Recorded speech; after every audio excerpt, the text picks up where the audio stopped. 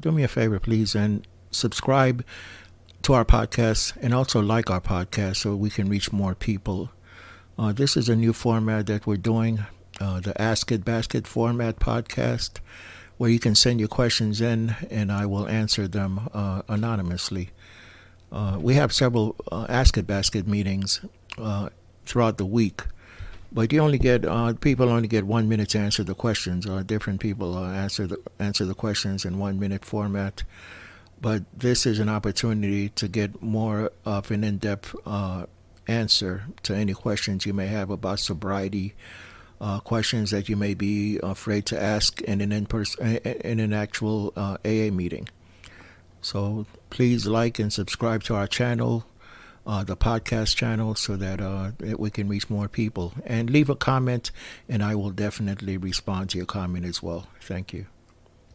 In-person meetings, they will pass a basket around and pieces of paper which are folded, and you can put your questions in the basket and ask your questions anonymously. So that's where that comes from, the Ask It Basket format. And again, we have several meetings. You can check out our website at thezooCrew.org for a list of all our meetings. ThezooCrew.org. We're open 24 hours. Thank you. Hey everybody, John A., West Palm Beach, Florida. Sobriety date of 9/13/82, September 13th of 1982. Today's question is, how do you deal with guilt and shame in sobriety? Dealing with guilt and shame in sobriety. Well, I'm going to tell you that guilt and shame are good things. Guilt and shame are good things. But this is a program of hope. And here's the great thing about this program. You can get rid of a lot of your guilt and shame through the 12 steps. So the reason I say that guilt and shame are good things is because that's the impetus for you wanting to change. If you didn't feel any guilt or any shame, then why the hell would you do all this work? All this hard work. This is hard work, guys. You know this. I'm preaching to the choir here. This is hard work. So why do all this hard work if there's no good results from it? So the good results are that you will get rid of the guilt and shame through the steps. And again, the reason that guilt and shame are good things is because it makes you want to change, and it shows that you have a conscience. Unfortunately, there are many people in this world who do not feel guilt, shame, or remorse. They don't give a crap. They do not give a crap. No matter what happens to you, no matter what they do to you, and hopefully a lot of them are in jail or locked up somewhere, but not all of them are locked up. So people with no guilt, no shame, they're narcissists. They have borderline personalities, stone cold killers. So it's good that you have guilt and shame and remorse. But the great thing is that you can deal with it through the steps. It doesn't start happening until you get to the fourth step. The fourth step is where you start dealing with your guilt and shame. And you'll get rid of a lot of it in the fifth step as well, the fourth and fifth steps. And then you get rid of even more guilt and shame and remorse with the eighth and ninth steps. So that's why we implore you to have a sense of urgency with the steps, to have a sense of urgency in taking the 12 steps and having them become a way of life for you sooner than later, because that's where the recovery comes in. That's how you get rid of a lot of that baggage.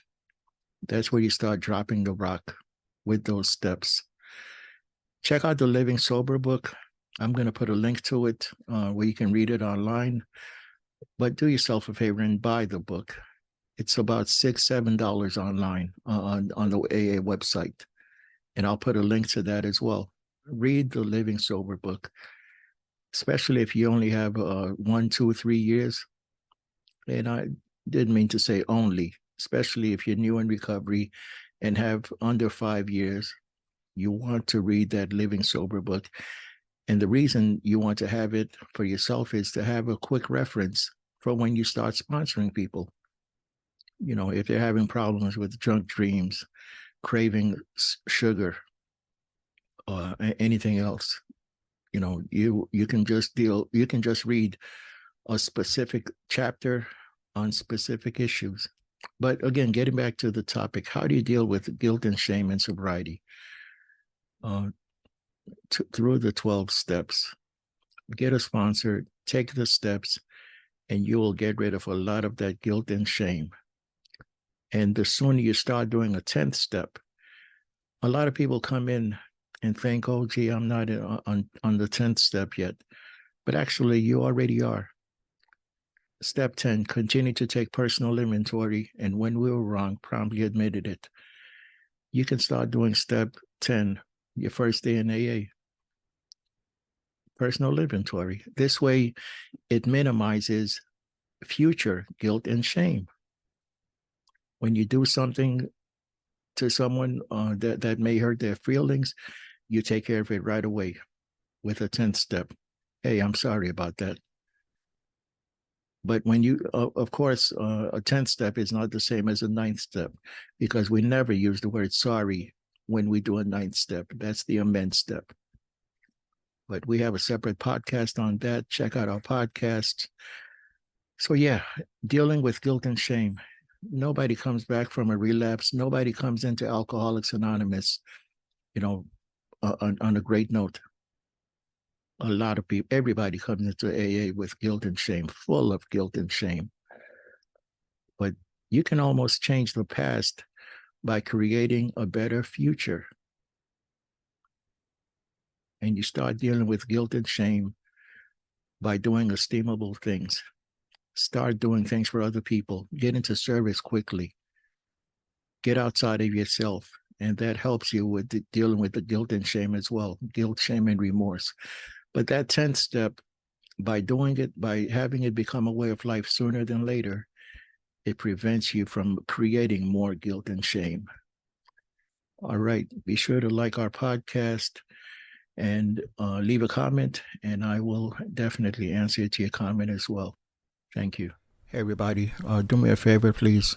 Subscribe to the podcast and also like our videos so that they can reach more people. And leave something in the comments. Write something in the comments, and I will be sure to respond. Thank you.